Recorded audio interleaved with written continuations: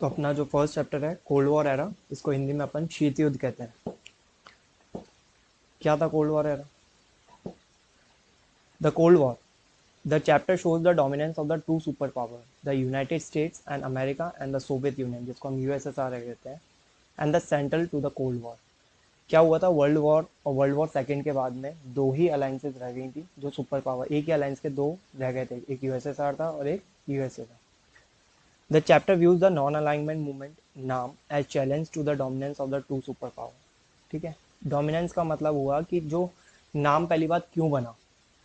ठीक है, प्लस नाम बना इसलिए और साथ के साथ में ये दो जो पावर्स थी इनका डोमिनेंस करता था, क्योंकि नाम नाम एक ग्रुप था, काफ़ी दूसरे जो देश थे उनका ग्रुप था, जिसकी वजह से जो छोटे छोटे देश अभी अभी आज़ाद हुए थे वो लोग कोल्ड वॉर 3 या कोल्ड वॉर में रहना नहीं चाहते थे। ठीक है, उनके लिए नाम बना था।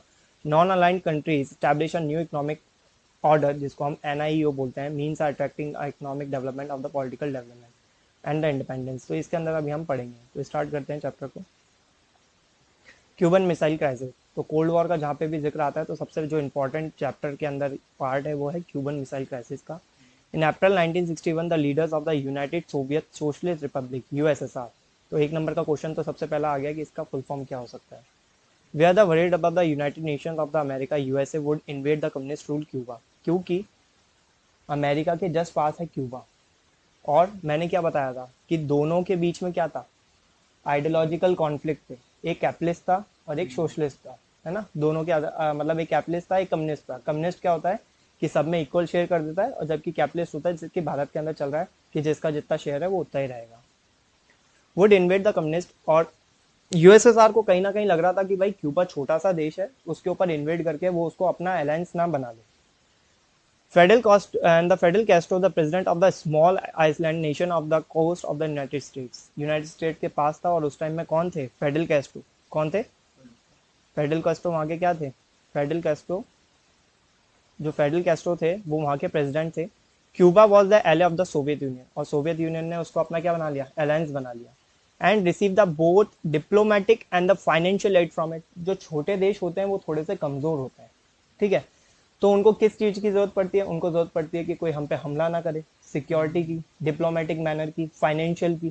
ठीक है, इसके बदले जो बड़े देश होते हैं वो उनसे क्या एक्सपेक्ट करते हैं, उनके रिसोर्सेज का यूज करते हैं। ठीक है, निकेता खुसरोव the leader of the Soviet union decide to convert the Cuba into the Russian base. उन्होंने क्या कोशिश करी, क्यूबा को एक रशियन बेस की तरह यूज किया, अपना अलायंस बना लिया, और उसके बदले जो क्यूबा था, क्यूबा ने उस चीज के बदले क्या दिया, अपने रिसोर्सेज को उसके साथ में शेयर करने के लिए हामी भर दी। इसी को क्यूबन मिसाइल क्राइसिस कहते हैं। अब क्या हुआ, अब अमेरिका को पता ही नहीं था कि जस्ट उसके नीचे जो क्यूबा है वहां पे रशियन बेस बन चुका है। ठीक है, in 1962 he place the nuclear missile on in Cuba. और तो क्यूबा के अंदर जो न्यूक्लियर मिसाइल्स थी वो क्या कर दी गई, प्लेस कर दी गई in 1962। The US president John F Kennedy order the American warship to intercept the Soviet ships. जैसे ही अमेरिका को ये बात पता लगी कि भाई जस्ट मेरे पास वाला जो देश है उसके अंदर न्यूक्लियर मिसाइल्स रख दी गई हैं, मेरे ऊपर कभी भी हमला हो सकता है, तो उसने क्या किया, उस छोटे देश के पास में अपनी जो भी सबमरीन थी, जो भी शिप्स थे, अपने नेवल शिप्स को भेज दिया। अब वो दो जगह फंस गया है। एक तो वो पहले ही ऑलरेडी रशिया का बेस बन चुका है, दूसरे अमेरिका ने उसके ऊपर अपने शिप्स भेज दिए, अब वो फंस गया है। तो इसी को पूरी जो इस टाइम का जो कंडीशन है वो क्यूबन मिसाइल क्राइसिस के नाम से जाना जाता है। अब ये ऐसी स्थिति थी कि जब तीन देश आप क्यूबा को तो हटा ही दो, बाकी दो देश जो सुपर पावर्स थी वो आमने सामने थे, तो वापस वर्ल्ड वॉर 3 होने की आशंका थी। इसलिए सारे देश डर रहे थे, क्योंकि कोई भी वर्ल्ड वॉर 3 को अफोर्ड नहीं कर सकता था, ऑलरेडी काफी नुकसान हम देख चुके थे। A clash seem intimate what the came to known as the Cuban missile crisis. और इसी ट्रायंगल को हम क्यूबन मिसाइल क्राइसिस कहते हैं। एक जगह यूएस था और एक जगह कौन था, यूएस था, रशिया था, और दोनों आपस में क्या थे, लड़ने वाले थे, उनके बीच में क्लैश होने वाला था। ये देखिए, अभी जैसे ये ये क्यूबा है, तो क्यूबा छोटा सा देश है, तो इसके अंदर ये देखिए साफ ही पता लग रहा है कि कैसे उसके ऊपर मिसाइल्स को इम्प्लीमेंट कर दिया है या बेस बना दिया है पूरी। ये देखिए पूरी तरह से इसको कवर कर दिया था रशिया यूएसएसआर ने।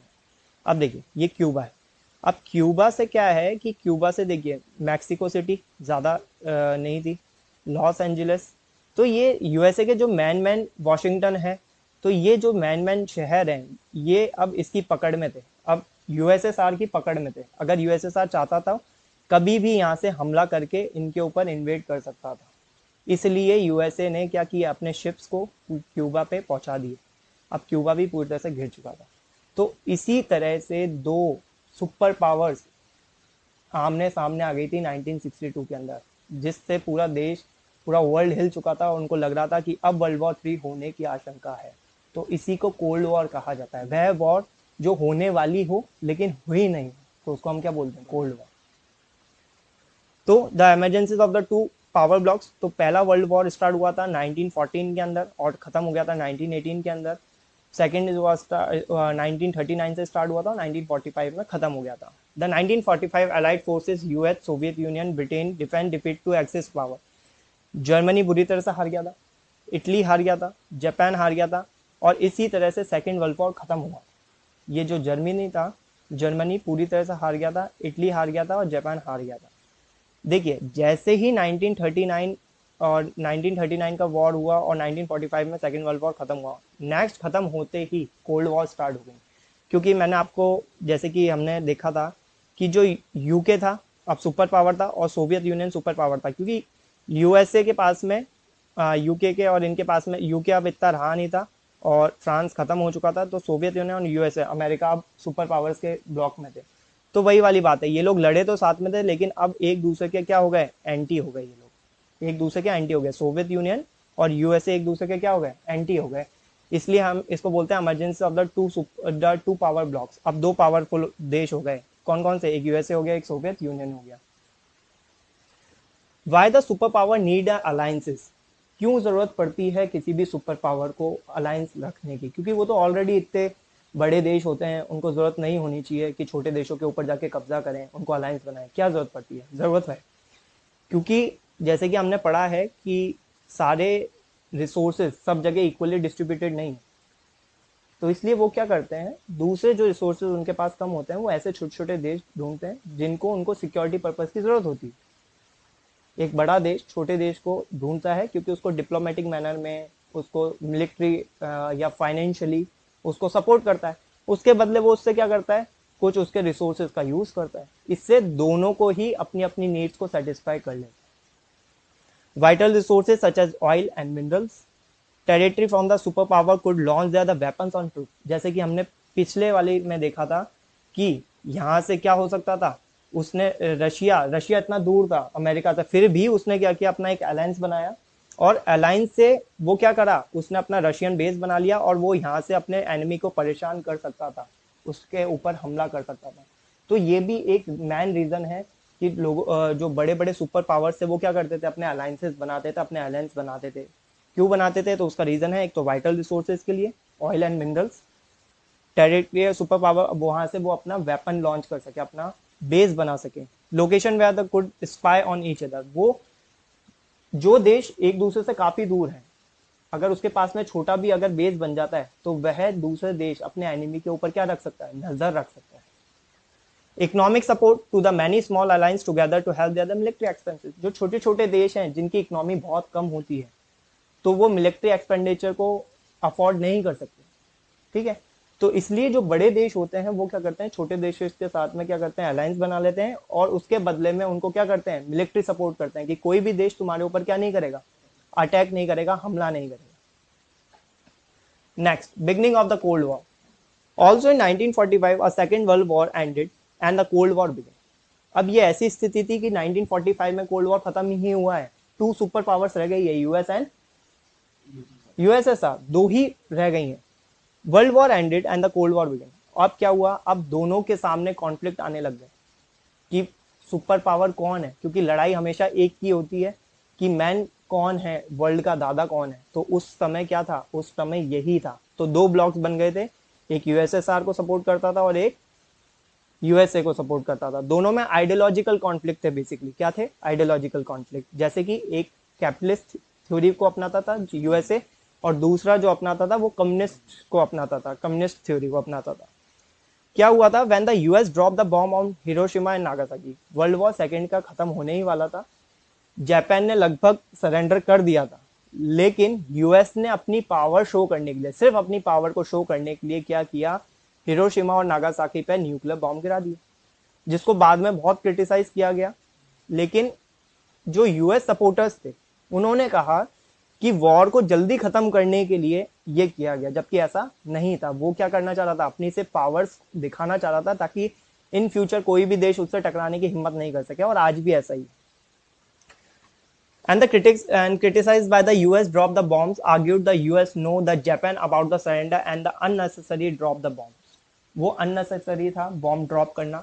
यूएस सपोर्टर्स कहते हैं कि ड्रॉप एटॉमिक बॉम्ब डालना एक क्विक डिसीजन था, जिसकी वजह से जो वॉर है वो जल्दी खत्म हो सके और लाखों लोगों की जान बच सके। End of the Second World War was the rise of the two new powers of the global level.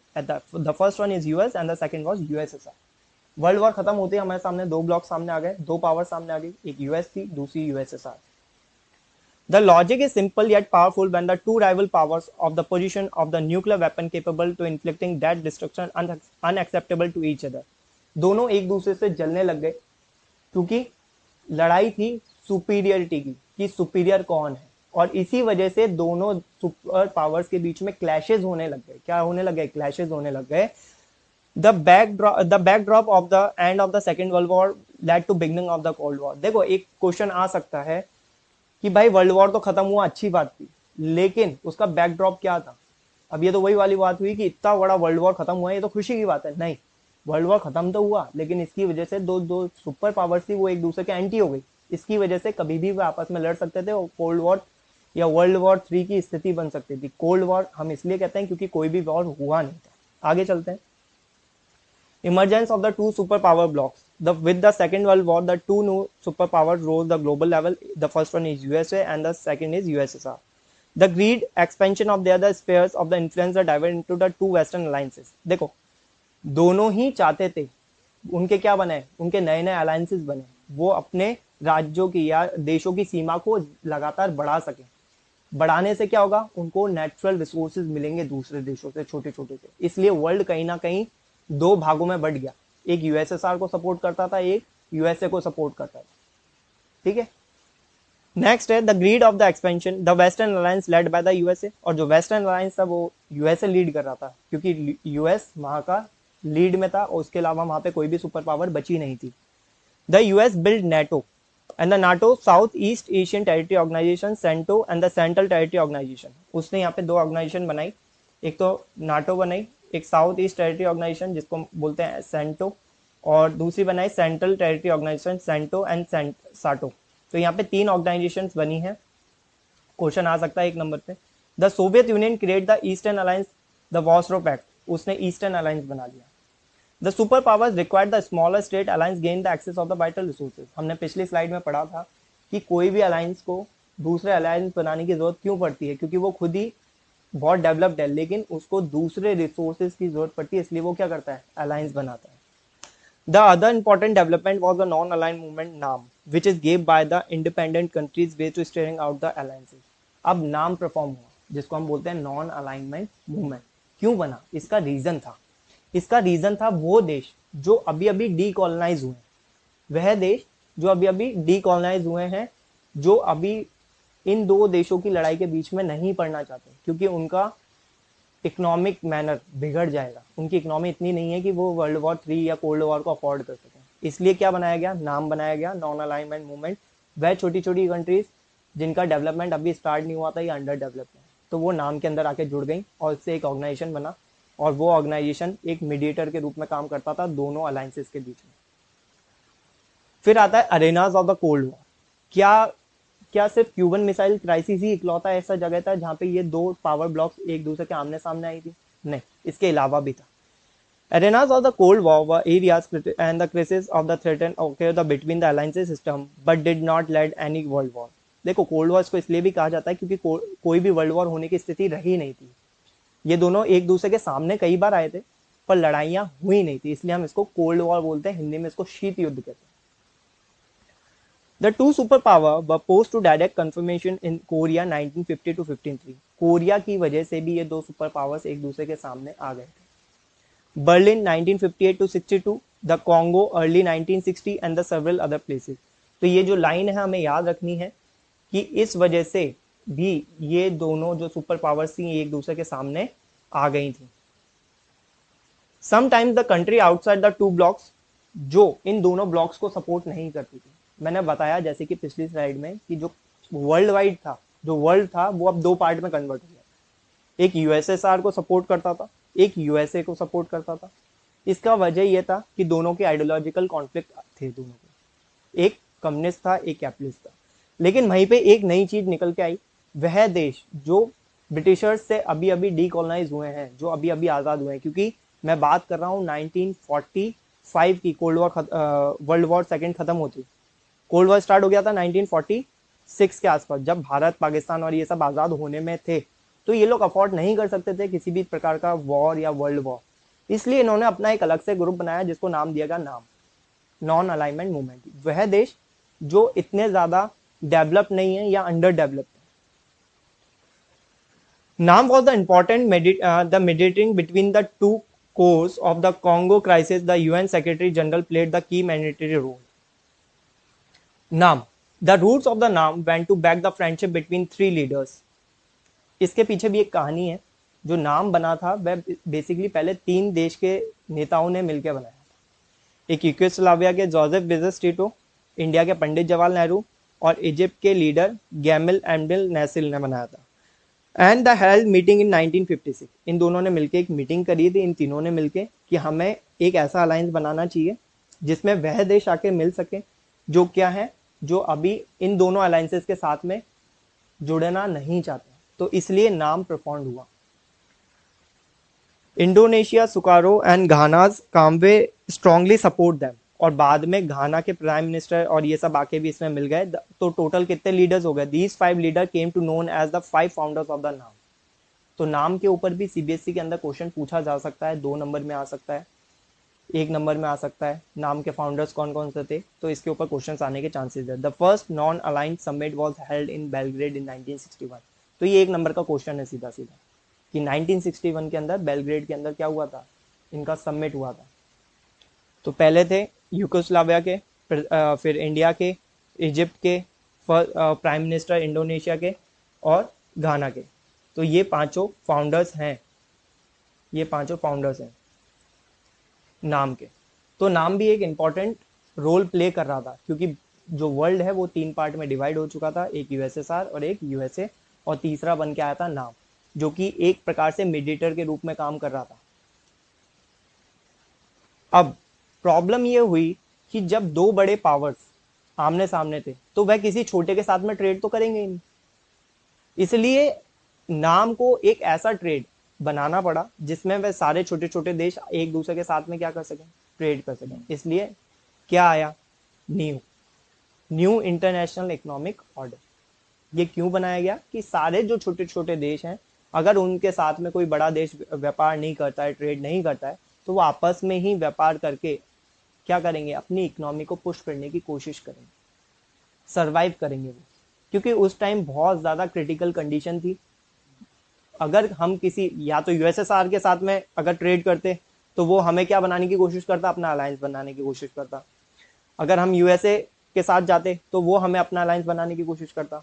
तो जो छोटी छोटी कंट्रीज है, और हमें पता है कि अलायंस बनाना कुछ भी नहीं है, सीधा सा हमारे नेचुरल रिसोर्सेज का एक्सप्लोर करवाना है उनके हाथों. इसलिए हमने नाम बनाया, और नाम ने एक नया इंटरनेशनल इकोनॉमिक ऑर्डर बनाया जिसको हम बोलते हैं new international economic order. The non aligned countries was more than the early mediators during the cold war. इन्होंने काफी कोशिश करी नाम के मेंबर्स ने कि ये 2 देश, ये जो 2 सुपर पावर्स हैं, द यूएसए एंड यूएसएसआर, इनकी आपस में लड़ाई ना हो, क्योंकि वर्ल्ड वॉर 3 किसी भी हालत में नहीं होनी चाहिए थी. इसके कॉन्सिक्वेंसेस हमने देख लिए थे, कई लाखों मिलियंस लोग मर गए थे, कई देशों के ऊपर कर्जा आ गया था. द मेजोरिटी ऑफ द नाम members were categorised the least development countries. एक क्वेश्चन आता है एलडीसी क्या होता है, लीस्ट डेवलप्ड कंट्रीज. नाम के मेंबर्स बेसिकली कौन कंट्रीज थी, वह कंट्रीज जो बहुत ज्यादा लीस्ट डेवलपिंग कंट्रीज की कैटेगरी में आती है, जिनका डेवलपमेंट अभी जस्ट स्टार्ट ही हुआ है.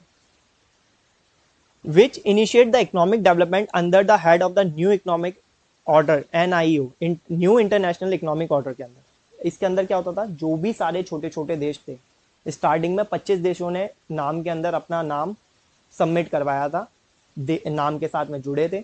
वो 25 देशों ने एडमिट किया था कि वह ट्रेड खोलेंगे सिर्फ हम आपस के दोस्तों के लिए। तो इन्होंने क्या किया, एक ऑर्डर बना लिया जिसको नियो के नाम से जाना जाता है, न्यू इंटरनेशनल इकोनॉमिक ऑर्डर। ये हम एक दूसरे को क्या करेंगे, इकोनॉमिकली सपोर्ट करेंगे। मेरे पास ये रिसोर्स है तो मैं आपको बेचूंगा, आपका रिसोर्स है तो आप मेरे को बेचना। इसकी वजह से हम क्या कर लेंगे, एक चेन बना लेंगे। लेकिन अनफॉर्चुनेटली ये चल नहीं पाया था, क्योंकि जो दो सुपर पावर्स थी वो बहुत ज्यादा बड़ी थी नाम के आगे। The idea of a new international economic order failed unfortunately because of the stiff competition development and the countries। क्योंकि जो बड़ी बड़ी कंट्रीज थी, जैसे कि यूएसए हो गया, यूएसएसआर हो गया, उनके पास टेक्नोलॉजिकल एडवांसमेंट बहुत ज्यादा था as compare to now. Obviously वो देश जो लीज डेवलपमेंट कंट्रीज के अंदर है, वो कैसे सर्वाइव करेंगे दो बड़ी सुपर पावर्स के आगे। तो ये भी एक बीच में बड़ा कॉन्फ्लिक्ट था।